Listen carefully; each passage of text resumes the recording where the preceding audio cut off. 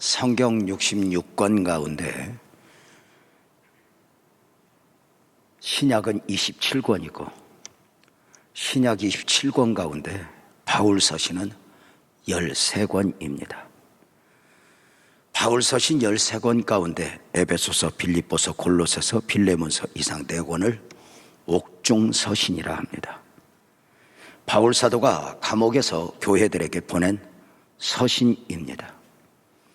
나이 많은 사도 바울이 복음을 전하다가 감옥에 갇힌 것입니다. 바울 사도가 감옥에 갇혔을 때 당시 많은 교회들과 성도들이 절망했습니다. 바울 사도를 감옥에 가뒀던 핍박자들이 이제 교회를, 성도를 더 심하게 핍박할 것이기 때문이었습니다. 바울 사도가 감옥에 있으니 이제 복음이 중단될 것으로 생각했고 교회는 더 어려워질 것으로 생각을 했습니다. 그러나 모든 성도들의 생각과 달리 반전이 일어났습니다. 최악의 상황 가운데서 합력하여 선을 이루시는 하나님의 역사가 시작되었습니다. 그 역사를 감옥에서 빌립보 교회에 보낸 서신 가운데 바울의 고백을 빌립보서 2장 12절에서 보겠습니다. 형제들아, 내가 당한 일이 도리어 복음의 전파에 진전이 된 줄을 너희가 알기를 원하노라 입니다. 내가 당한 일이, 내가 감옥에 갇혀 모든 것이 끝났는 줄 알았는데 오히려 이것이 복음의 진보, 복음의 진전이 되었다는 것입니다. 합력하여 선을 이루시는 하나님의 역사이니 사람의 끝이, 사람의 절망이 새로운 시작이 될 수 있었다는 것입니다. 이런 역사가 어떻게 있어지게 되었는지 먼저 순서를 바꿔서 빌립보서 1장 14절을 보겠습니다. 형제 중 다수가 나의 매임으로 말미암아 주 안에서 신뢰함으로 겁없이 하나님의 말씀을 더욱 담대히 전하게 되었느니라.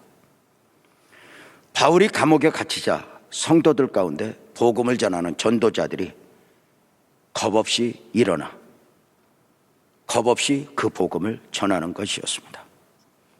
그동안은 사도가 하는 줄 알았습니다.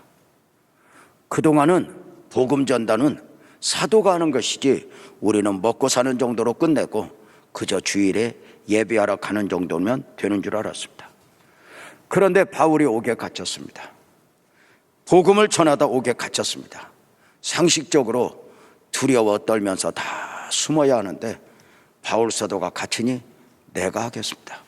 그리고 여기저기서 전도자가 일어나니 바울이 아무리 능력자여도 바울이 홀로 복음 사역을 감당하는 것보다 여기에 저기서 성도들이 일어나 복음을 전하니 복음이 큰 진전이 있어진 것입니다.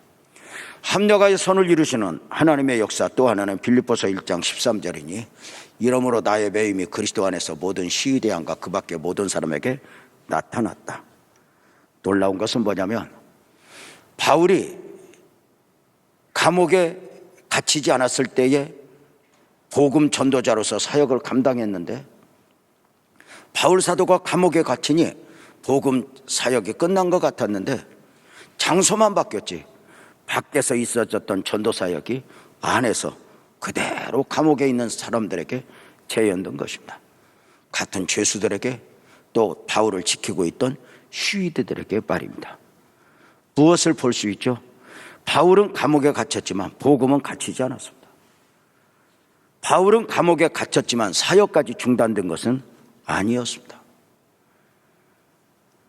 바울은 감옥에 있는 동안 성령의 감동 따라 옥중 서신, 에베소서, 빌립보서, 골로새서, 빌레몬서를 기록하였습니다.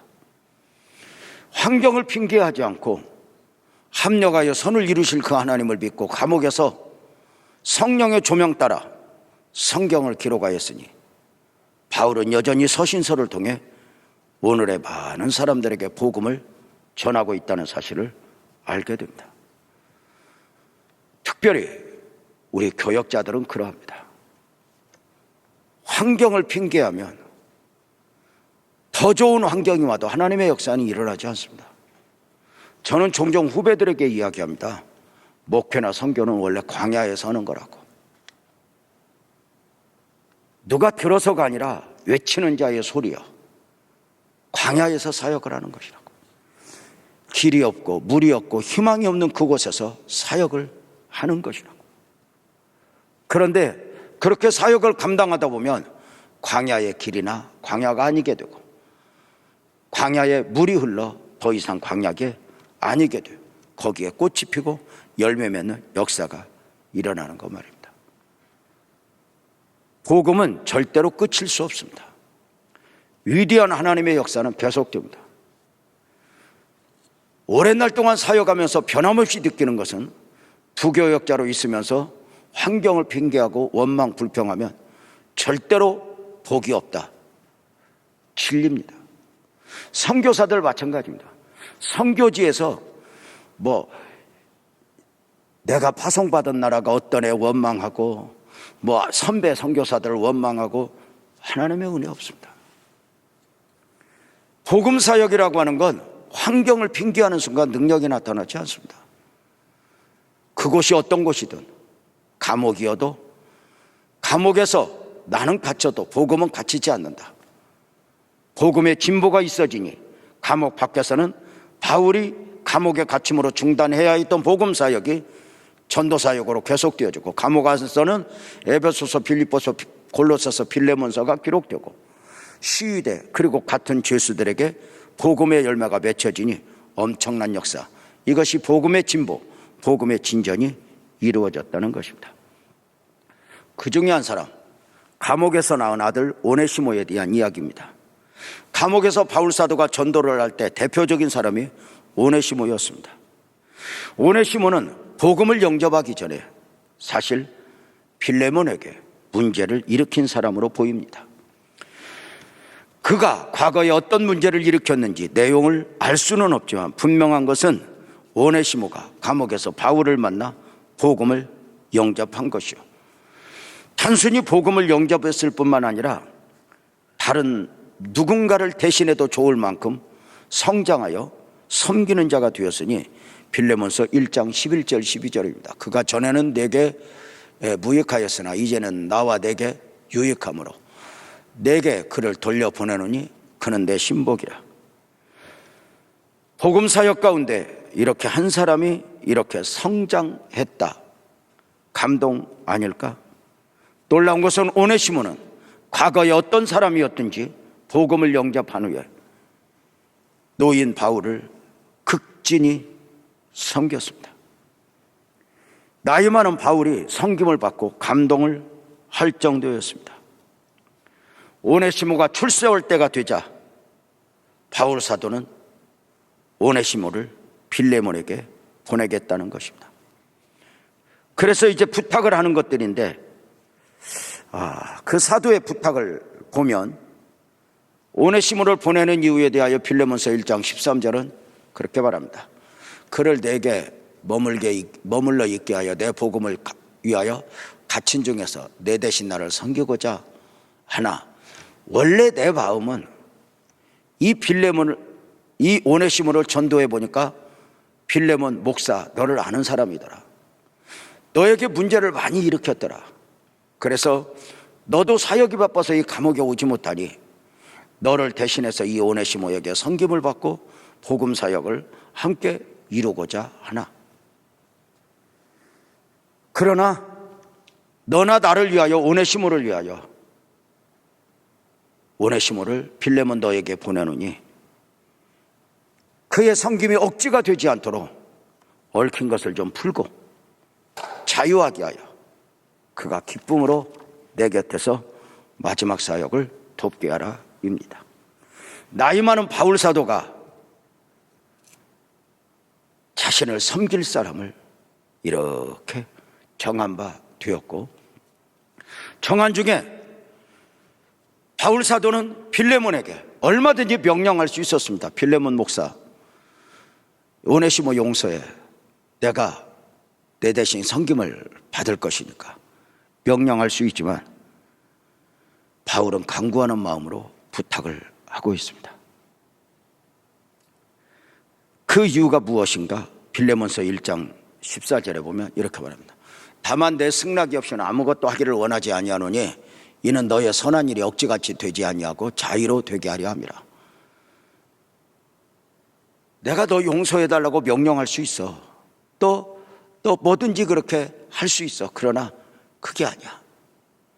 우리의 섬김이 억지같이 되지 않도록.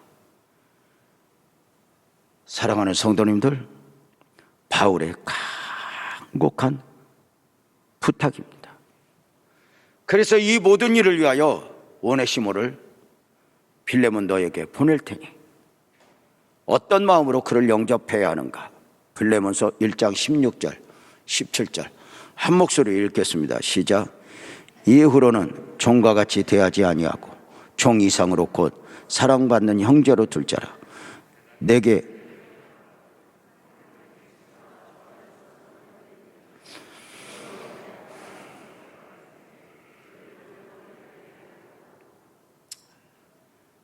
오네시모가 너에게 가거든 오네시모를 영접하라. 그리고 용서하라. 그리고 동역자로 알고 받아주라는 것입니다. 행여라도 오네시모 과거로 인하여 가볍게 알도록 하지 말라는 것입니다. 오네시모의 과거를 용서하고 덮어주어 지금의 신실한 복음의 일꾼으로 보라는 것이었습니다. 복음이 그러합니다. 복음의 특징은 과거를 문제 삼지 않습니다. 오늘이 중요하고 지금이 중요합니다. 복음의 특징은 사람을 귀하게 하는 것입니다. 목회하면서 우리가 늘 잊지 말아야 할 것은 그가 누구이든 하나님의 자녀로 존귀한 사람이라는 것입니다. 그의 행위로 인하여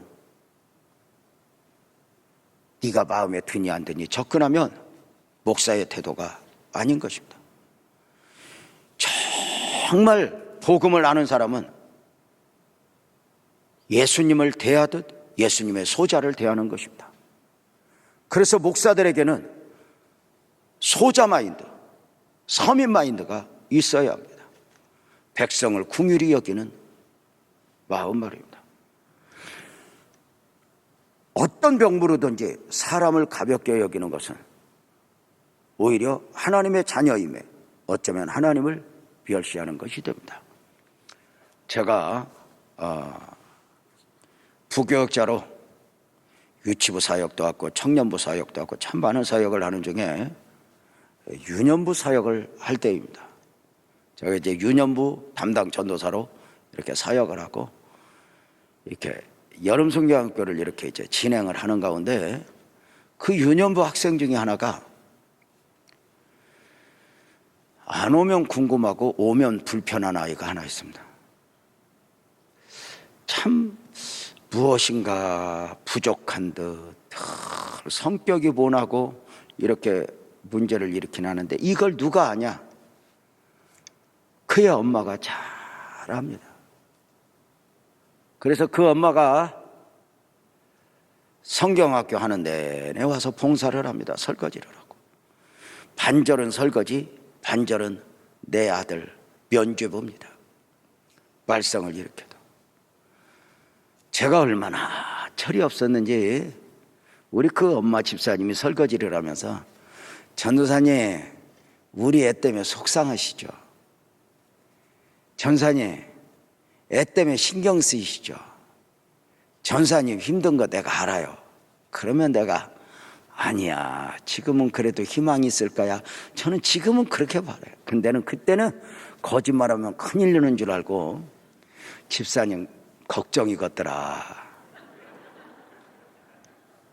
아니 나는 이렇게 며칠 보는데도 힘든데 집사님은 얼마나 했어? 그랬더니 갑자기 설거지 소리가 커지기 시작하더니 그릇을 이렇게 옮기는 게 아니라 집어 던지기 시작하고 급기야는 다라이를 집어 던지고 샹 하고 애 데리고 가버렸어.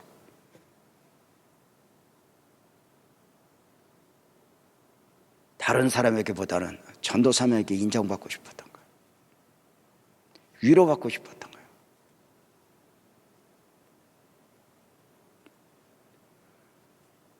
얼마나 충격이었는지 몰라요. 가서 무릎을 꿇고 사정을 해도 부모에게 있어 자녀로 인한 상처는 덮어지지 않았어요. 부모는 차라리 부모가 멸시를 당하고 말지 내 아들 내 딸 아닌가요? 사역적으로 성장하는 과정 속에서 있어진 일이니까 그러려니 하지만 지금도 제게 상처로 남아있어요.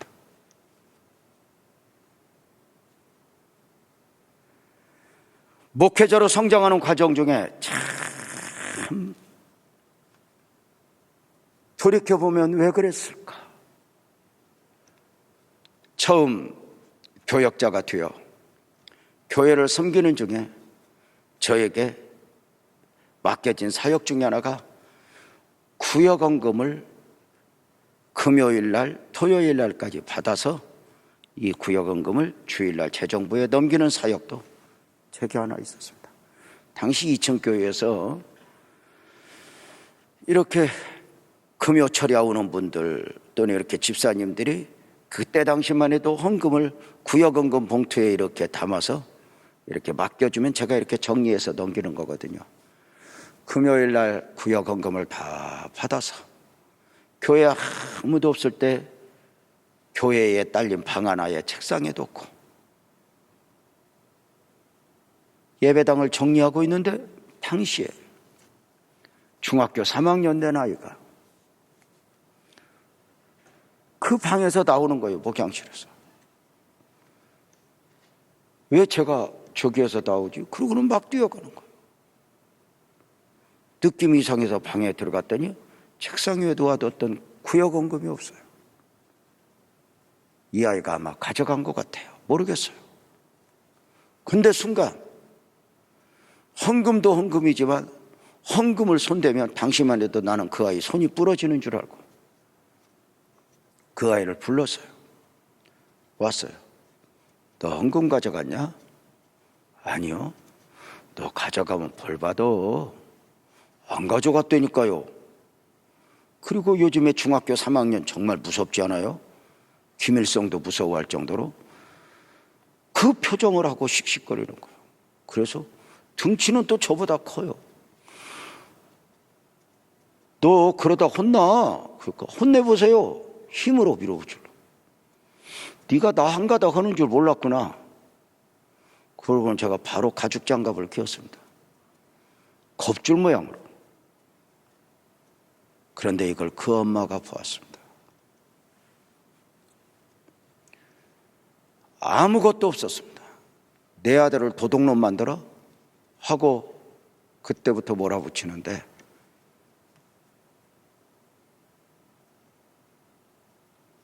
눈덩이 커지듯 문제가 일어났습니다.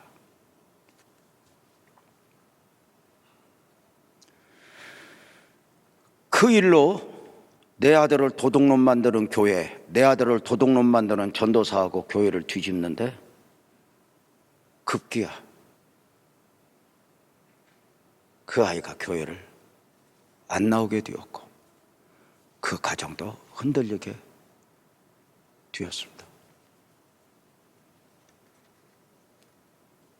그 뒤로 그 아이는 영영 교회의 발길을 끊었습니다. 내 사역에 있어 나로 인하여 상처를 입고 교회를 안 나오는 실족자가 있다.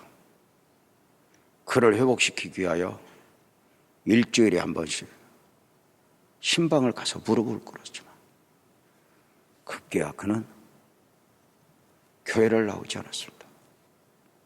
고등학교를 졸업하고 청년 때에도 워낙 찾아가니까 옛날은 없어졌고 분명한 건 친해졌습니다.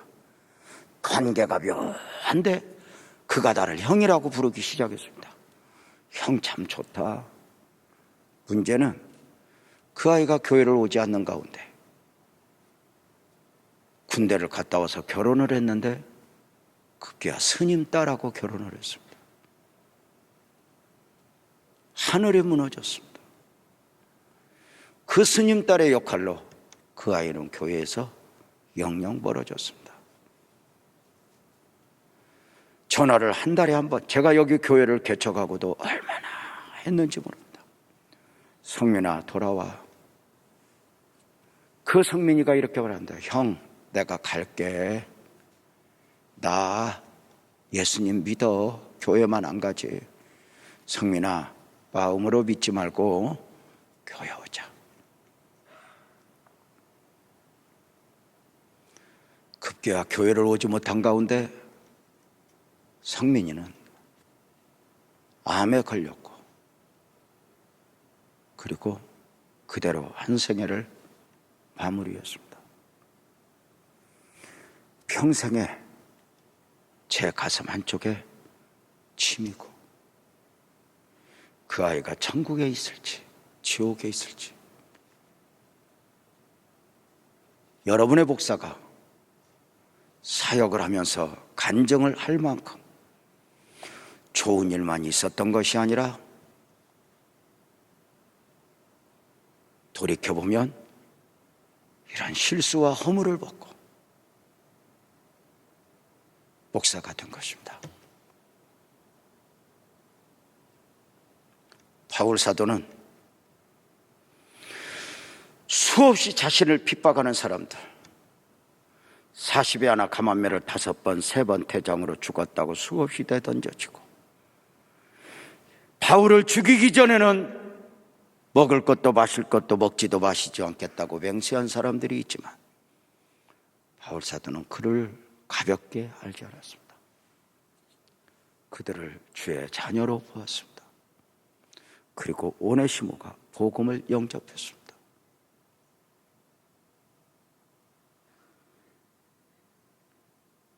바울 사도는 오네시모를 빌레몬에게 보내면서 이렇게 보증합니다.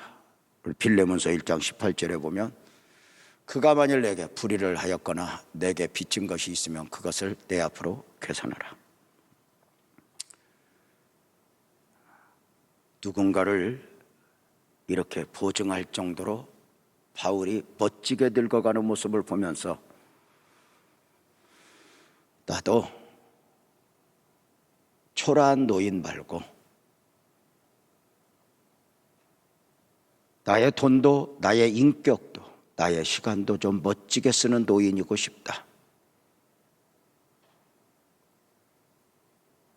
소망을 가져보게 되었습니다. 저는 우리 부교역자들 실수할 때 보면 제가 단 한 번도 부목사들에게 함부로 말하거나 지적하지 않습니다. 왜냐하면 저는 그들보다 훨씬 더 중대한 실수와 허물을 딛고 여기까지 왔기 때문에 저 이상의 귀한 분들이 될 것으로 굳게 믿고 있습니다.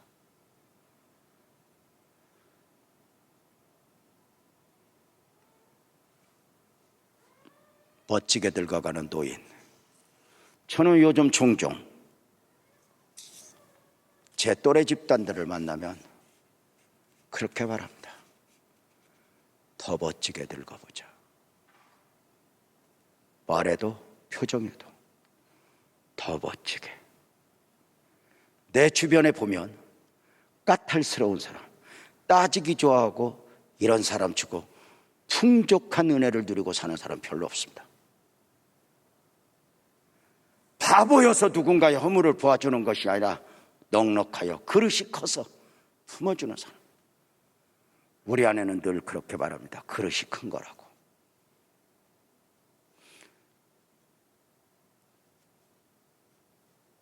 기도하겠습니다.